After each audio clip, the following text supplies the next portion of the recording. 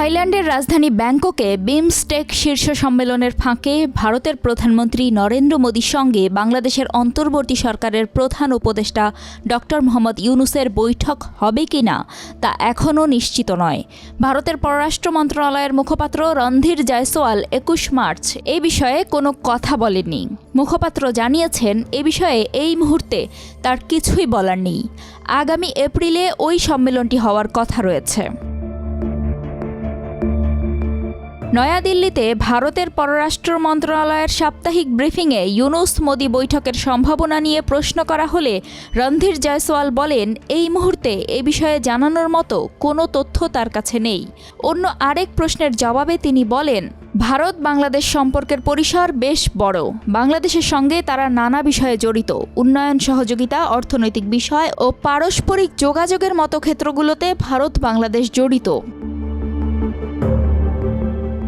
বাংলাদেশে রাজনৈতিক পালাবদলের পর প্রায় ৮ মাস হতে চললেও এখনও নরেন্দ্র মোদীর সঙ্গে ডক্টর মোহাম্মদ ইউনুসের কোনো বৈঠক হয়নি।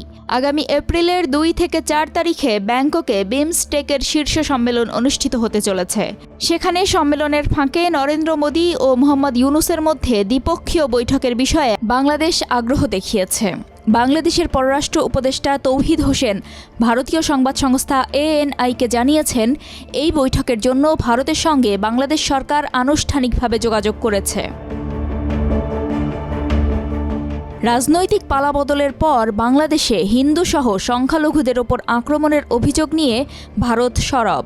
বাংলাদেশে সংখ্যালঘুদের ওপর নির্যাতন এবং ইসলামী চরমপন্থা ও সন্ত্রাসবাদী উপাদানের উত্থান নিয়ে সম্প্রতি যুক্তরাষ্ট্রের উদ্বেগের কথা জানিয়ে গেছেন দেশটির গোয়েন্দা প্রধান তুলসী গ্যাবার্ডো।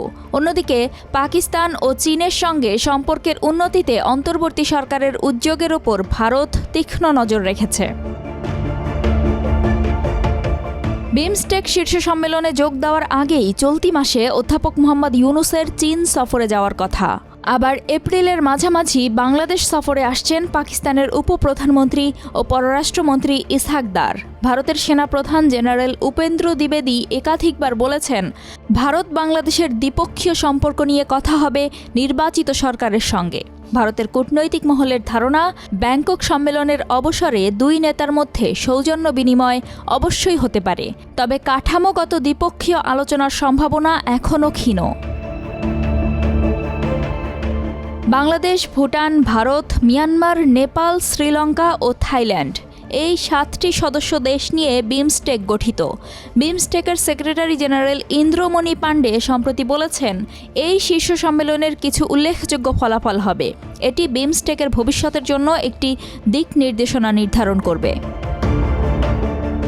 বাংলাদেশ ভারত সম্পর্ক নিয়ে ইউনুস বলেন, ঢাকা সব সময় জোর দিয়ে আসছে যে ভারতের সঙ্গে বাংলাদেশের সম্পর্ক হবে সর্বকালের সেরা সম্পর্ক।